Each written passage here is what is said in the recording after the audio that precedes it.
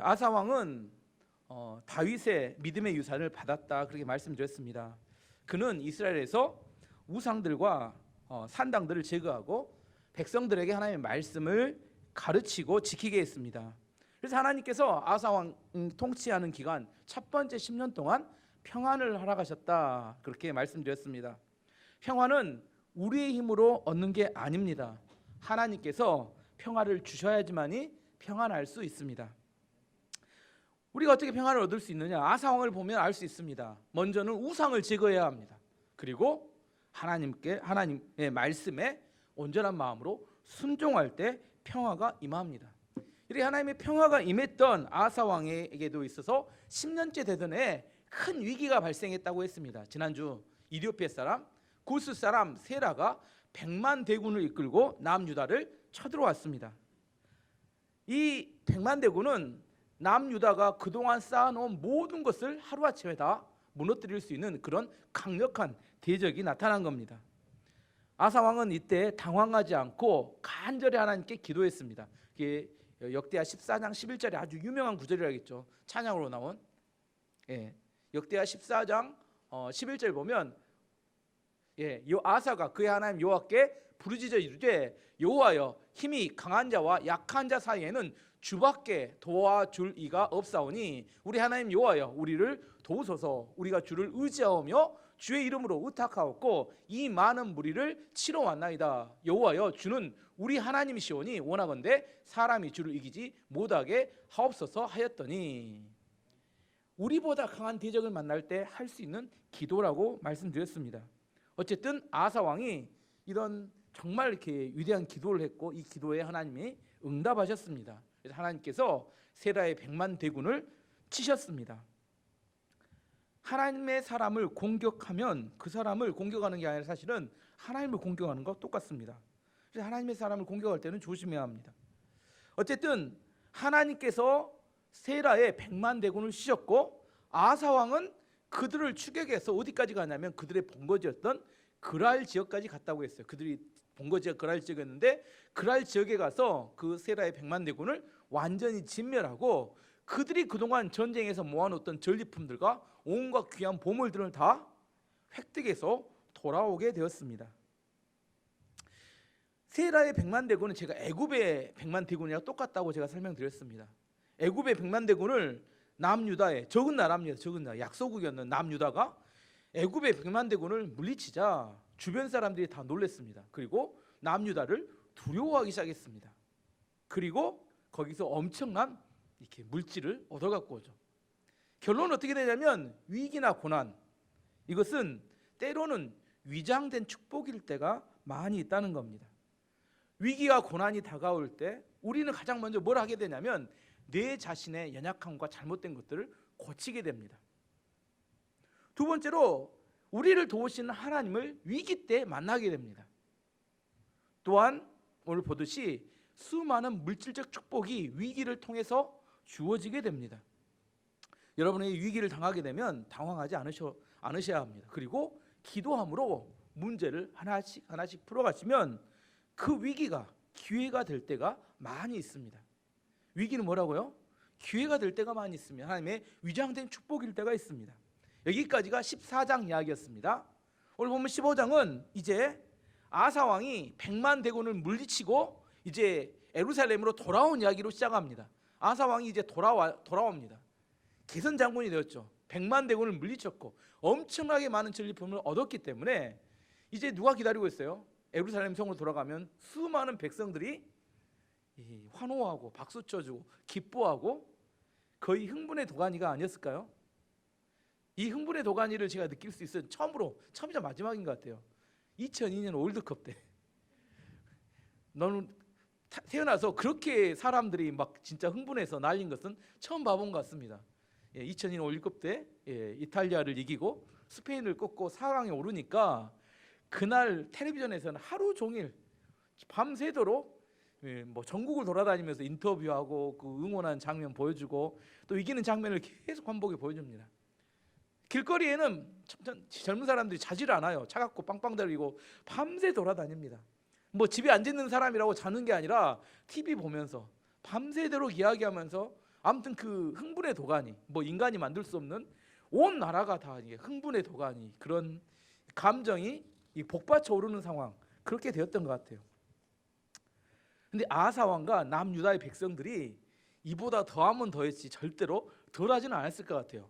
나라가 완전히 망해버릴 수 있는 그런 위기에서 하나님의 도우심으로 세라의 100만 대군을 물리치고 어마어마한 전리품을 얻어갖고 돌아오는 그날, 얼마나 엄청난 축제가 벌어졌겠습니까? 하지만 정말 중요한 것은 이 대승리 이유입니다. 고린도전서 10장 12절이 이렇게 말합니다. 그런즉 선줄로 생각하는 자는 넘어질까 조심하라. 일반적으로 사람들이 큰 승리나 작은 승리나 성공하게 되면 사람이 교만해집니다. 마음이 높아져요. 다른 사람 이야기를 듣고 싶어 하지 않습니다. 그럼 뭐라고요? 내가 성공해서 내 이야기 들으래. 내 이야기, 내 말을 들으라고. 특별히 하나님 말씀은 더 듣고 싶어 하지 않아 합니다. 어떻게 해요? 그건 나중에 듣겠다. 그리고 어떤 사람을 찾아다니면 이 승리에 대해서 칭찬해 줄 사람, 인정해 줄 사람들 찾아 쫓아다닙니다. 마치 누구 때문에 승리한 것처럼, 자기가 능력이 좋아서 승리한 것처럼. 아사가 능력이 좋아서 승리했습니까? 하나님 도와줘서 승리했습니까? 기도할 때까지는 하나님의 도우심인데 승리하고 나면 사람이 달라져요. 화장실 갈 때하고 올 때하고 전혀 사람이 바뀌듯이, 승리하고 나면 승리의 흥분의 도가니에 취해서 마치 자기가 능력이 있었던 것처럼, 자기 때문에 이게 일어난 것처럼 사람이 착각이 옵니다. 그래서 사람들에게 인정받고 싶고 사람들이 인정해주는 그곳을 찾아다닌다는 겁니다. 하나님은 누구를 준비했냐면 무명의 선지자를 하나 준비했어요. 하나님이 축하 하완을 보낸 게 아니라 무명의 선지자 하나, 그게 누구냐면 오뎃의 아들 아사랴인데, 하나님의 성령이 그날 오뎃의 아들 아사랴, 무명의 선지자에게 임하게 됩니다. 1절 2절 말씀 보면 하나님의 영이 오뎃의 아들 아사랴에게 들어갔습니다. 아사랴가 아사를 만나서 말했습니다. 아사 왕과 온 유다와 베냐민 백성은 내 말을 들으시오. 여러분이 여호와와 함께 있는 한 여호와도 여러분과 함께 계실 것이오. 여러분이 주를 찾으면 찾을 수 있겠지만 주를 버리면 주께서도 여러분을 버리실 것이오. 오뎃의 아들 아사랴는 무명의 선지자였는데 하나님께서 그에게 성령으로 감동하시고 그에게 하나님의 말씀을 주었습니다. 아사랴는 아사 왕과 이스라엘 백성들의, 남유다의 백성들을 찾아가서 하나님의 말씀을 대언하기 시작했습니다. 그 이야기는 뻔한 이야기예요.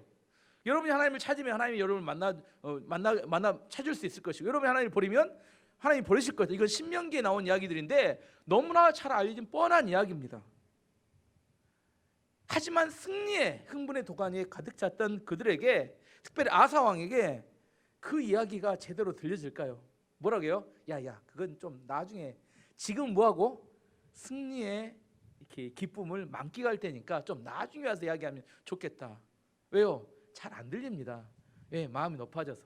어려움이 오면 어떻게 돼요? 잘 들려요. 고난 가운데 이야기가 잘 들리는데 막 이렇게 승리하고 나면 그 소리가 잘 안 들립니다. 하지만 아사 왕의 위대한 점은, 이 아사 왕이 그 큰 승리의 흥분의 도가니 속에 하나님 보신 무명의 선지자의 이야기를 겸손한 마음으로 경청했다는 겁니다.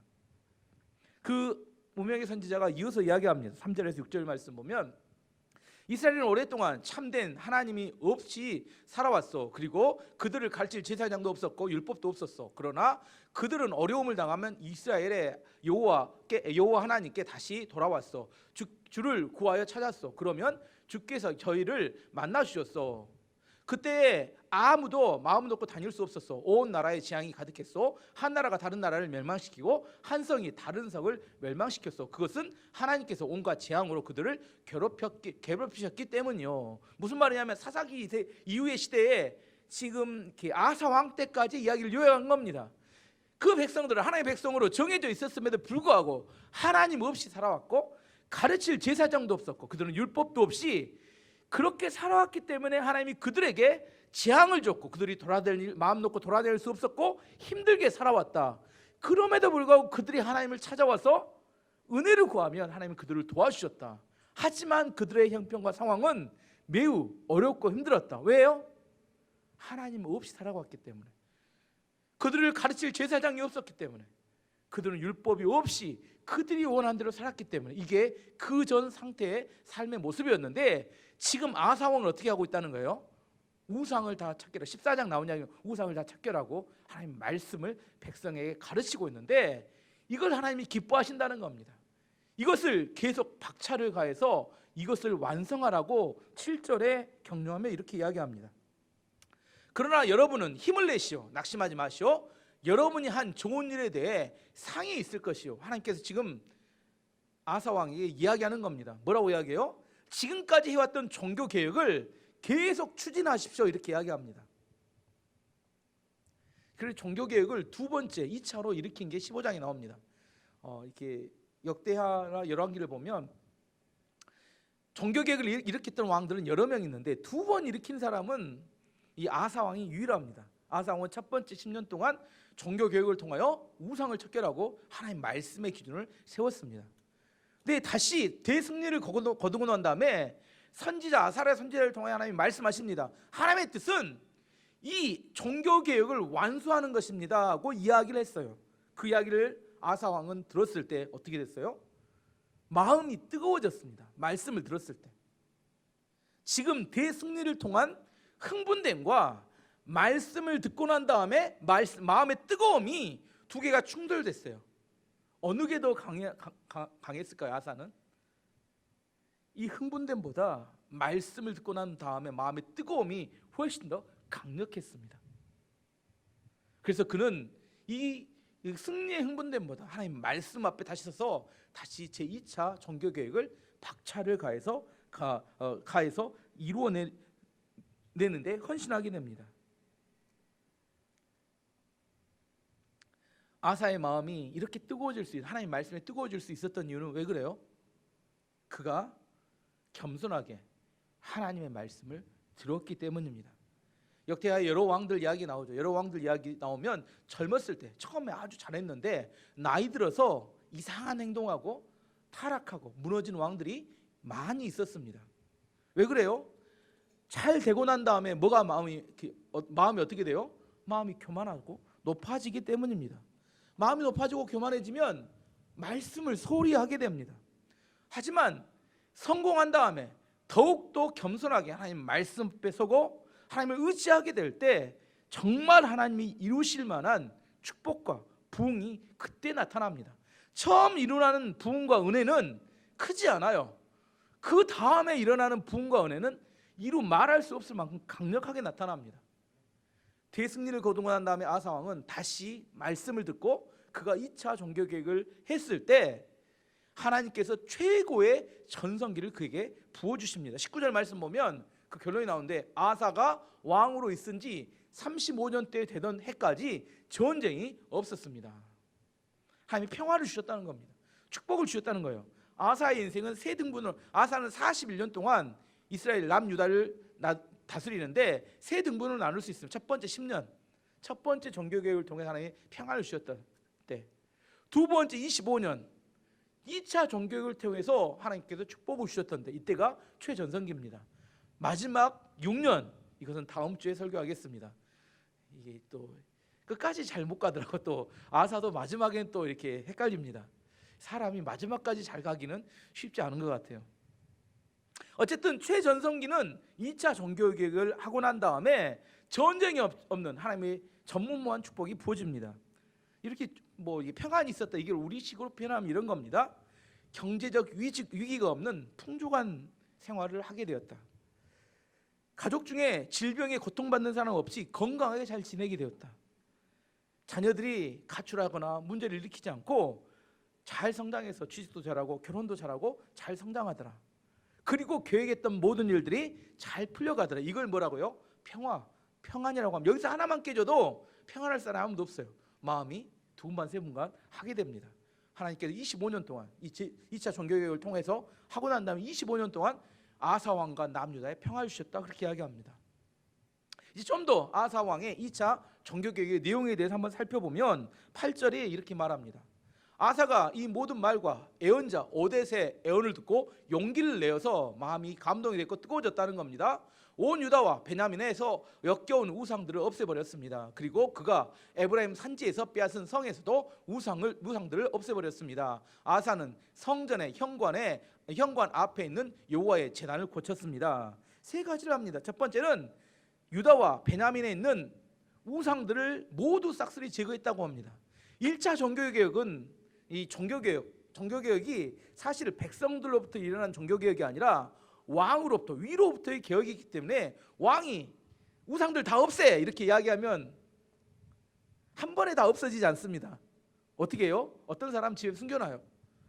그래서 주로 뭐만 없어지냐면 주변 측근들과 가까운 사람들은 싹 없애지만 멀리 있는 백성들은 보이는 건 없애지만 안 보이는 데는 다 숨겨놓습니다.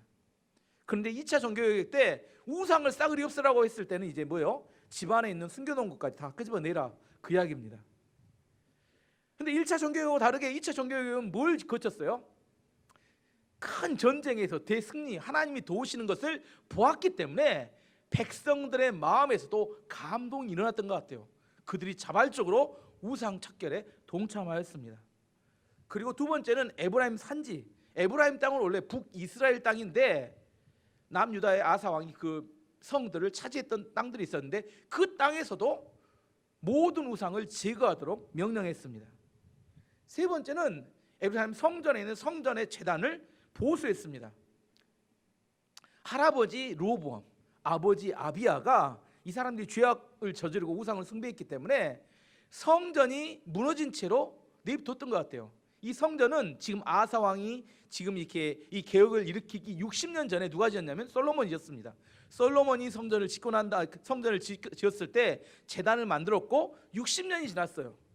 60년 동안 그대로 놔두면 어떻게 돼요? 정상적인 제단도 녹슬고 문제가 생기죠.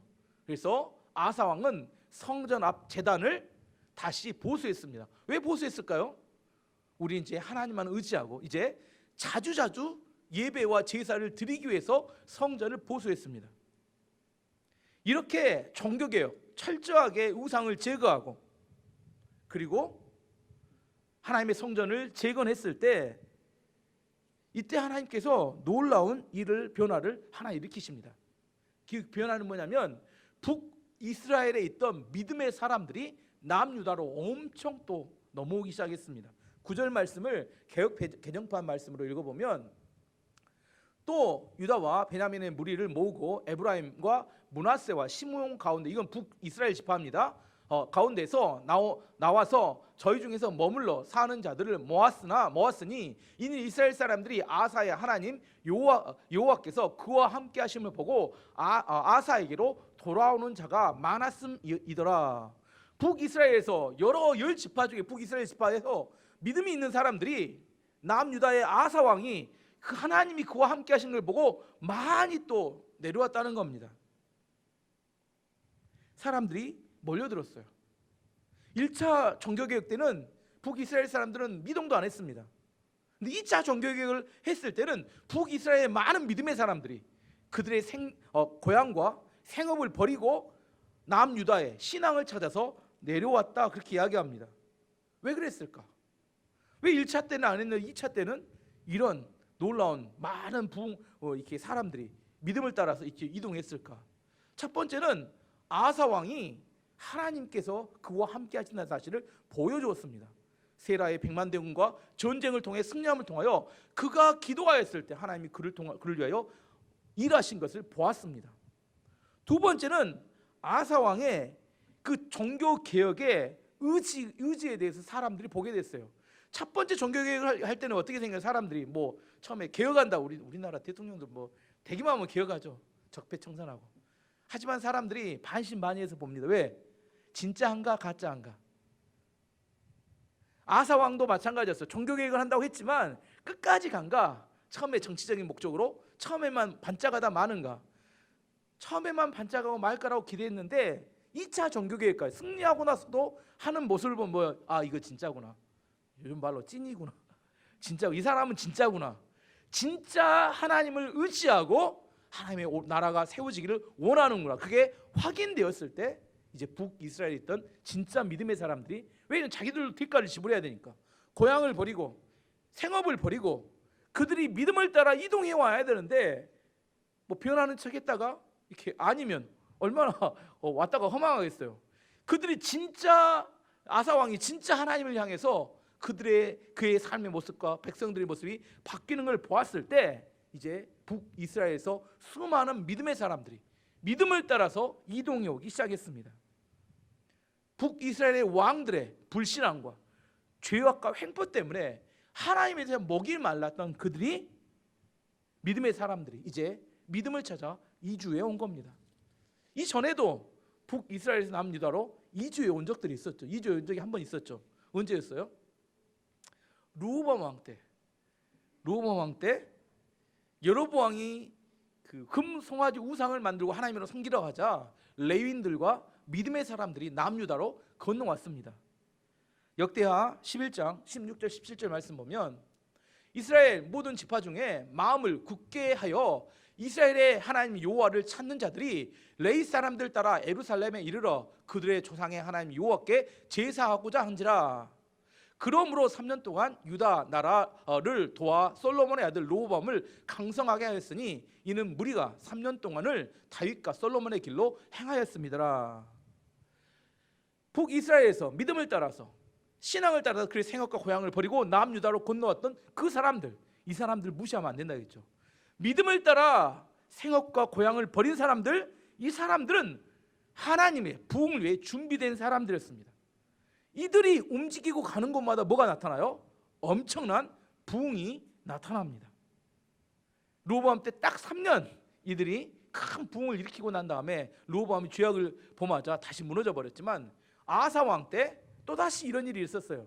아사 왕의 확실한 믿음의 증거가 보여지자 북이스라엘에서 수많은 사람들이 믿음을 따라 남유다로 이동해 왔습니다. 이것이 남유다의 부흥과 축복의 결정적인 역할을 하게 된 겁니다. 하나님께서 그런 자들을 기뻐하시기 때문입니다. 그래서 아사 왕이 유다 지파, 원래 있던 지파 유다 지파, 베냐민 지파 두 지파의 사람들과 북이스라엘에 넘어왔던 그 사람들을 다 하루에 불러 모았습니다.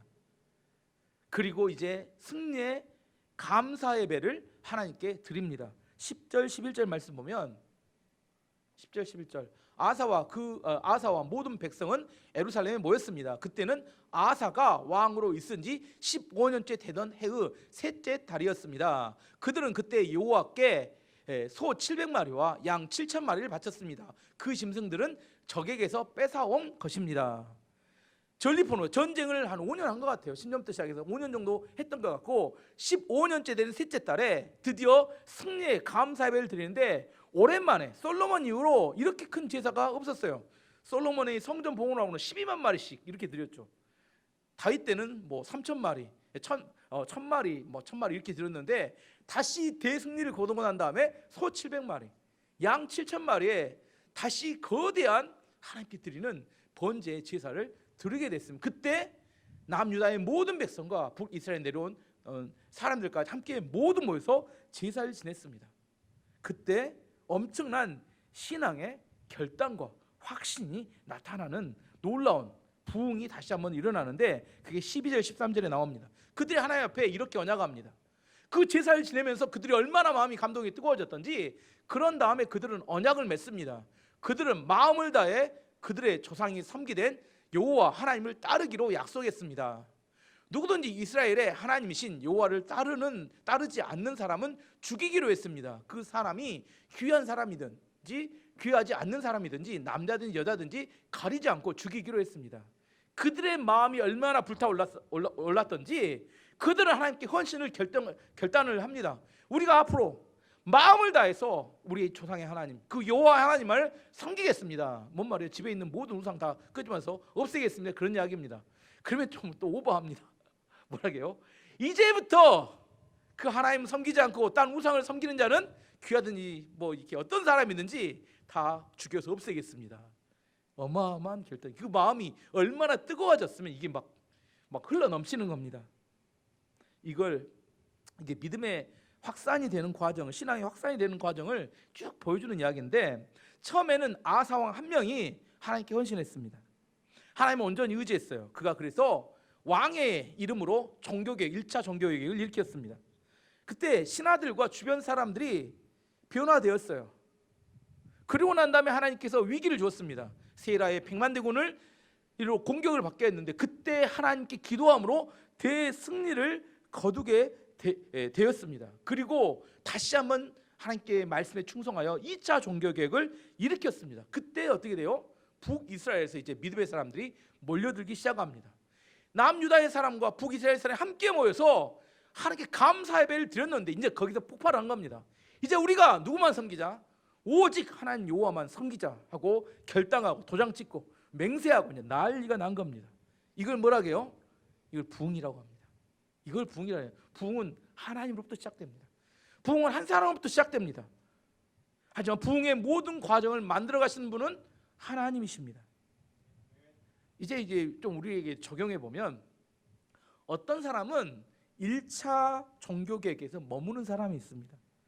하나님께서 말씀하실 때 일부 우상도 정리했습니다. 하지만 세라의 백만대군의 공격 앞에 기도하지 못하고 무너져 버린 사람이 있어요. 1차 종교개혁에서 딱 머무는 사람이 있어요. 나는 어디에 속한가 한번 봐보십시오. 어떤 사람은 세라의 백만대군의 공격이 있을 때 간절한 기도를 통하여 백만대군을 물리치고 엄청난 물질적 축복을 받은 사람이 있습니다. 2단계 아시겠죠? 마지막 3단계는 물질적 축복을 받은 이후에 다시 하나님 말씀 앞에 순종함을 통하여 수많은 사람들이 모여들고 하나님 앞에 부흥이 일어나고 축복의 감사와 은혜가 흘러넘치는, 평안이 흘러넘치는 세 번째 단계가 있습니다. 이게 부흥의 과정이라니까요. 1단계, 2단계, 3단계 뭐 물어보진 않겠습니다. 하지만 우리의 지향점 어디가 돼야 돼요? 세 번째 단계까지 가야 합니다. 영적인 구원, 물질적 축복, 하지만 진짜로 하나님의 믿음의 약산을 통한 수없이 많은 사람들의 공동체 전체가 변화되는 그런 진정한 부흥이 나타나고 은혜가 머물러야 합니다. 그때 분위기를 이야기한 게 14절 15절이 그때의 분위기를 이렇게 설명합니다. 아사와 모든 백성은 여호와 앞에서 맹세했습니다. 그들은 큰 소리로 함성을 질렀습니다. 그리고 나피리와 나팔을 불었습니다. 온 유다 백성은 그런 맹세를 한 것이 기뻤습니다. 진심이었다는 거죠. 그들은 마음을 다해 맹세했습니다. 그들은 하나님을 구하여 찾았습니다. 그래서 여호와께서도 그들을 만나 주셨습니다.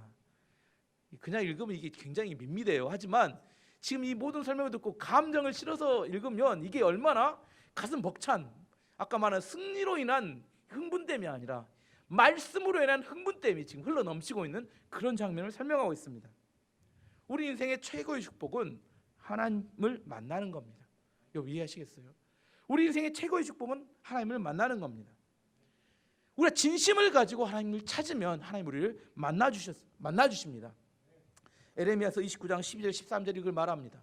너희가 내게 부르짖으며 내게 와서 기도하면 내가 너희들의 기도를 들을 것이요 너희가 온 마음으로 나를 구하면 나를 찾을 것이요 나를 만나리라. 하나님께서 우리를 만나 주시면 그때부터 우리의 인생이 바뀌게 됩니다. 사람들이 왜 방황하느냐? 왜 우리가 방황하느냐? 하나님을 만나지 못하기 때문에 방황하는 겁니다. 하나님을 만나지 못했으면서 만난 척 하기 때문에 힘이 없습니다. 진짜 하나님을 만나면 우리가 방향이 분명하고 가야 될 길이 분명하고 뜨거운 열정과 마음의 부흥이 일어납니다. 억지로 사람들을 모아서 쥐어짜지 않습니다. 정말 하나님의 은혜가 부어지고 하나님을 만나게 되면 우리가 그 전에 있었던 그 모습 그대로 살 수 없습니다. 왜 힘이 없어요? 코로나 때문에 힘이 없어요? 더위 먹어서 힘이 없습니까? 하나님 못 만나서 힘이 없는 겁니다. 정말 내가 하나님을 만나면 그대로 있을 수가 없습니다. 지금 이스라엘 백성들이 지금 일어나고 있는 15장에 일어나고 있는 변화와 과정을 쭉 설명해 주는 이유는 그들이 하나님의 말씀을 통하여 하나님의 말씀으로 하나님을 만나기 시작할 때부터 나타나는 그들의 변화와 그들의 뜨거움에 대한 이야기를 하고 있는 겁니다. 너희가 나에게 충성하고 맹세하니까 하나님 뭐라고 해요? 내가 너희를 만나주겠다. 너희가 나를 찾고 찾으면 내가 너희를 만나주겠다고 약속합니다. 이사야 59장 1절 2절은 왜 하나님을 만나지 못하는지 하나님 이렇게 설명합니다. 여호와의 손이 짧아 구원하지 못하심도 아니요 귀가 둔하여 듣지 못하심도 아니라 오직 너희의 죄악이 너희와 너희 하나님 사이를 갈라놓았고 너희 죄가 그 얼굴을 가리어서 너희에게서 듣지 않으시게 함이니라. 하나님 우리를 찾아서 만나기를 원하시지만 우리가 지은 죄악 때문에 하나님과 우리 사이에 갈라져 있다, 이렇게 이사야는 이야기합니다. 아사 왕이 어떻게 그 죄악을 정리해요? 우상을 척결하고 아세라의 목상을 찍어서 없앴습니다. 지금 왜 역대하 15장의 부흥의 과정 중에 우상을 척결하고 아세라의 목상을 찍어서 없애는 것이 먼저 나오는지를 기억해야 합니다. 하나님과 우리 사이에 죄악이 우리를 갈라놓고 있기 때문에 하나님을 만나지 못한다고 하나님이 우리에게 이야기하시는 겁니다. 우리에게는 예수 그리스도가 계십니다. 예수님의 십자가 앞에 나가면 어떤 추악하고 더러운 죄도 다 용서함 받을 수 있습니다. 하지만 그 죄악을 토해내야 합니다. 그리고 예수 그리스도의 보혈의 피가 우리에게 덮어져야 합니다. 그러면 우리는 하나님을 만날 수 있게 됩니다. 하나님 만나면 우리 인생이 반드시 바뀌게 됩니다. 마태복음 5장 8절이 이렇게 말합니다. 제 이야기가 아니라 마음이 청결한 자는 복이 있나니 그들이 하나님을 볼 것이며. 누가 하나님을 만나요? 마음이 청결한 자, 예수 그리스도의 보혈의 피로 마음이 청결해진 사람만이 하나님을 만날 수 있습니다. 오늘 아사의 왕의 과정을 통해서 우리가 뭘 봐야 되냐면 우리 안에 있는 우상을 뽑아내야 합니다. 그것을 쪼개고 갈아서 하나님 앞에 모두 십자가 앞에 던져야 합니다. 아직도 내가 하나님보다 더 사랑하고 있는 것, 그 의지하고 있는 것을 무너뜨릴 줄 알아야 합니다. 그러면 하나님이 우리를 만나주십니다. 하나님 만나야지만이 우리의 인생이 바뀌고 새로운 열정과 힘을 따라서 하나님만을 의지하여 하나님이 우리 가운데 일으키시는 놀라운 부흥과 하나님의 일하심을 경험할 수 있게 됩니다. 마지막으로 하나, 근데 이런 개혁에 있어서 방해물이 하나 있었어요. 뭐였어요? 할머니, 마아가라는 할머니가 있었는데, 마아가라는 할머니가 여기서 어머니로 나오는데 이스라엘 표현으로 어머니는 할머니도 되고 그 증조할머니, 어머니란 그 조상을 이야기합니다. 마아가라는 할머니가 있었는데 이 할머니가 아세라의 우상을 섬기고, 할머니는 누구의 아내예요? 르호보암의 아내였어요. 근데 그때까지 살아서 대왕 대비를 하고 있었던 것 같아요. 우리나라 정치인들 누구 때문에 망해요? 가족 때문에 망합니다. 아내나 요즘 장모 때문에 또 날린 사람도 있죠. 이렇게 최순실 씨는 이렇게 딸내미 때문에 망했고, 조국 씨도 딸내미하고 아내하고 이렇게 친척 때문에 거기도 망했고, 요즘 윤석열 씨도 지금 이제 장모 때문에 이렇게 흔들흔들하고 있고, 선교사들도 선교지에서 이 가족이 제일 문제돼요. 이런 이야기가 있습니다. 선교사도 한국 학부형이다. 뭔 말 하시죠? 선교사도 한국 학부형이다. 이런 이야기가 있어요. 선교 사역을 갔는데 가장 큰 걸림돌 누가 되냐면 자녀들이 됩니다. 자녀 교육 때문에 오지로 못 가고 주로 대도시에 머무는 경우가 많습니다. 자식 때문에 하나님 사명 앞에 타협하게 되는 경우가 많습니다. 우리나라 선교사들도 한 텀 하고 나서 두 텀 하고 나서 미국 LA에 가 있는 선교사들이 많다고 합니다.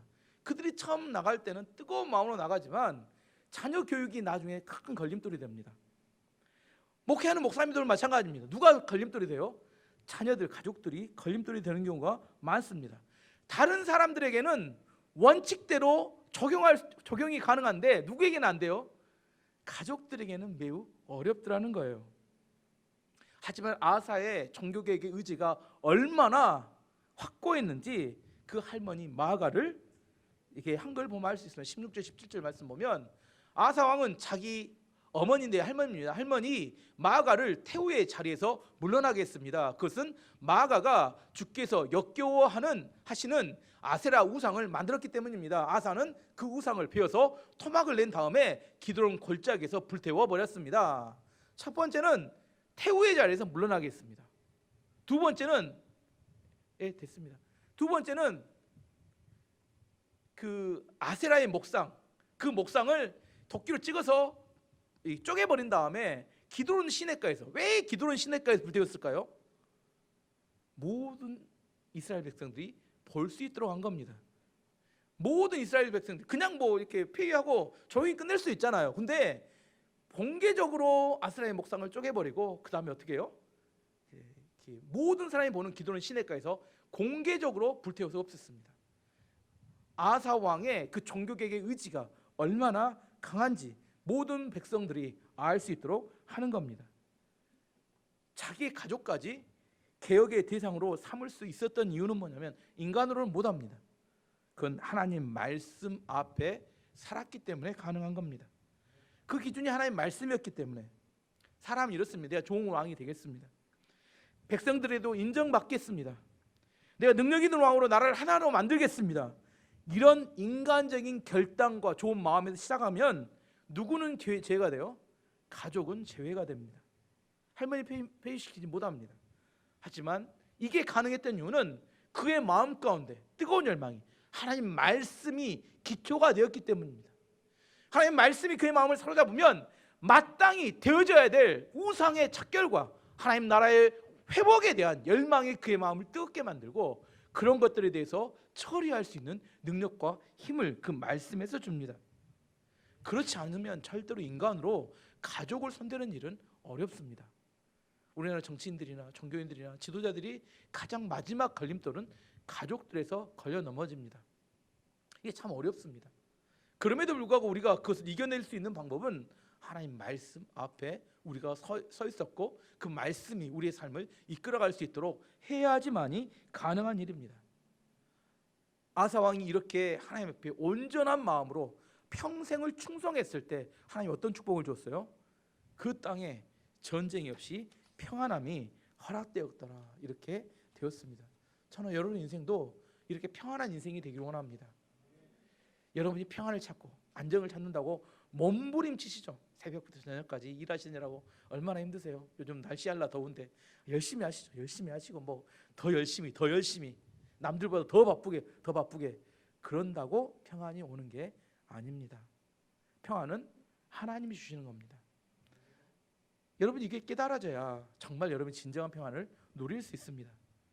대승리 위에 어떻게 하면 무너지는 자리로 갈 수 있고 어떻게 하면 더 큰 부흥이 일어날 수 있습니다. 아사 왕은 아사랴라는 이 무명의 선지자가 찾아와서 말씀을 전했을 때 겸손한 마음으로 그 말씀을 듣고 순종했습니다.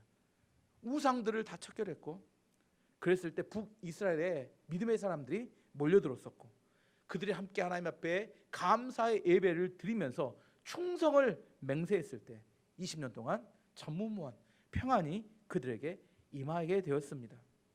저는 여러분에게도 오늘 아사 왕에 임했던 이 최전성기의 평안이 여러분의 인생과 가정에 임하기를 축원합니다. 이 시간 같이 함께 찬양하겠습니다.